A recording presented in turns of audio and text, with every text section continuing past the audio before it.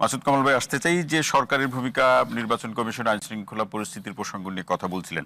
আপনার কাছে coat unquote এই প্রশ্নটি রাখি, যে এইভাবেই রাখছি যে আসলে বর্তমান সরকার নিয়ে তো অনেক কথা হয়েছে, যেটা অমুক দলের সমর্থিত সরকার, অমুক দলের সরকার, কিন্তু এই বাস্তবতায় সরকার যে ব্যবস্থাগুলো একটি ঐতিহাসিক নির্বাচনের প্রশ্নে, গ্রহণযোগ্য নির্বাচনের প্রশ্নে গ্রহণ করছে, তাতে মনে হচ্ছে যে কেউ সন্তুষ্ট হচ্ছে না।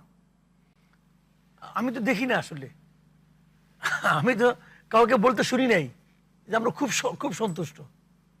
এখন আমি শুনি না, এখানেও শুনলাম না, পত্রপত্রিকাতেও দেখে কেউ বলে নাই যে সরকারের প্রত্যেকটা পদক্ষেপ এত সুন্দর, এত অসাধারণ, যে এরকম পদক্ষেপ, এরকম ব্যবস্থা আমরা এর আগে কখনো দেখি নাই।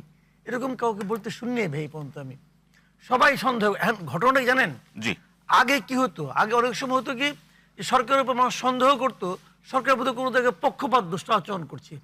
এখন হলো এই সরকার এতই অদক্ষ যে পক্ষপাত দুষ্টতা দেখাতে গেলেও তো এক ধরনের দক্ষতা লাগে, যে আমি দুইজনের মধ্যে উনাকে সাপোর্ট করবো, কিন্তু উনি টের পাবে না, উনি টের পাবে না। এটা কিন্তু হয়ে যাওয়ার পরে টের পায়, আগে টের পায় না। এটা কিন্তু দক্ষতা লাগে, এদের এই দক্ষতাও নাই। বাস আমি সবসময় বলি যে আমার দেখা মতো এই বছর, এত বছরের জীবনে এরকম অদক্ষ সরকার আমি জীবনে দেখি নাই। ওনার দেখলে একটা মাত্র দক্ষতা আছে, আমি মাঝে মাঝে কিন্তু অবাক হয়ে ভাবি ইউনূস সাহেবের একটা যোগ্যতা অসাধারণ। এটা হলো গিয়া যে উনি এতগুলি অযোগ্য লোককে একসঙ্গে করলেন কেমন কিনা, এটা কিন্তু এটা বিরাট যোগ্যতা। মানে আমি একটা লোক পাইলাম না যে লোকটা নাকি মনে করেন যে দুর্দান্ত পারফরমেন্স দেখালো, এবং উনি এতগুলি জোগাড় করিয়া নির্লিপ্ত ভাবে চুপচাপ বই থাকেন। ওনার কিছু যায় আসে না, জিজ্ঞাসা করলে মাঝে মাঝে বলেন যে আমি একটা ইতিহাসের শ্রেষ্ঠ নির্বাচন উপহার দেব। মানে এতজন সম্মানিত উপদেষ্টারা কাজ করছেন, তার মধ্যে একজনকেও আপনার যোগ্য মনে হচ্ছে না? তুলনামূলক ভাবে দেখলে দুই একজন তো আছেই, তুলনামূলক ভাবে দেখলে তো এদের মধ্যে বেটার। আচ্ছা, এদের মধ্যে একজন বেটার আছে, আমি বলি আপনাকে, ওই যে যোগাযোগ এবং জ্বালানি বিষয়ক যিনি আছেন ফাউজুল কবির খান, ওনাকে আমি তুলনামূলক ভাবে বেটার মনে করি। জি। দ্বিতীয়টা খুঁজতে গেলে আমাকে মানে আধা ঘন্টা সময় দিতে হবে, কারণ দ্বিতীয়টা খুঁজতে হলে আমার মিনিমাম আধা ঘন্টা লাগবে খুঁজে বাই করতে। আরেকজন কি? তাহলে ঐতিহাসিক নির্বাচনের অঙ্গীকারের মানে ভাই কি offer? ভাই আমি বলি আপনাকে, উনি একটা নন পলিটিক্যাল লোক।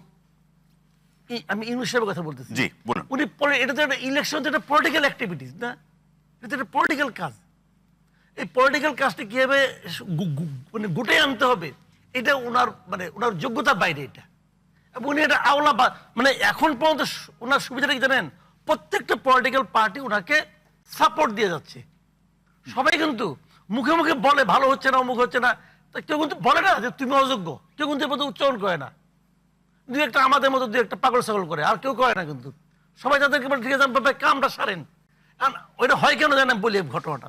ধরেন আপনি বাসার মধ্যে আছেন, আপনার 2 বছর 2.5 বছরের বাচ্চা হাতে একটা ছুরি নিয়ে ঘুরতেছে, আপনার লক্ষ্যটা কি হবো? বাবা কিছু করিস না, দে আমাকে দে, ওকে আমাকে দে, তোর চকলেট দেবো, মানে কোনো মতো গেলে ছুরিটা তুই ফালা। এই অবস্থাটা এদের, মানে সবাই আতঙ্কগ্রস্ত যে কোনো মতো ইলেকশনটা পার হোক। ইলেকশনটা পার হলে একটা পলিটিক্যাল গভর্নমেন্ট, সবাই কিন্তু তাই বলে, একটা পলিটিক্যাল গভর্নমেন্ট আসুক, জনগণ এটাকে নির্বাচিত করবে, যারাই করুক ভাই, আমার কোনো আপত্তি নাই। কিন্তু এরকম জবাবদিহিতা ছাড়া তো কোনো গভর্নমেন্ট থাকবে না। যে গভর্নমেন্টে আসুক, জামাত আসুক, ইসলামী আন্দোলন আসুক, বিএনপি আসুক, যেই আসুক, তার তো একটা জবাবদিহিতা থাকবে। মানুষ মনে করবে কি যে তুমি যদি এবার খারাপ করো, আগামীবার তোমার ভোট দেবো না। কিন্তু এতে কোনো জবাবদিহিতা আছে? কোনো একজন উপদেষ্টাকে দেখছেন পর্যন্ত বলতে পাবলিকের কাছে তার জবাবদিহিতা আছে? ওনাদের একজন স্পোক্স পার্সন আছে, বলে কি আমাদের সবকিছু করার ম্যান্ডেট আছে। কোত্থেকে কয়, কিভাবে কয়, তার কোনো উত্তর নাই। ওনার নাকি সবকিছু করার ম্যান্ডেট আছে। ওনার কি করার ম্যান্ডেট আছে ভাই? তো এগুলো যারা বুঝেও না জিনিসটা, লজ্জাও পায় না, কি করবেন? জি।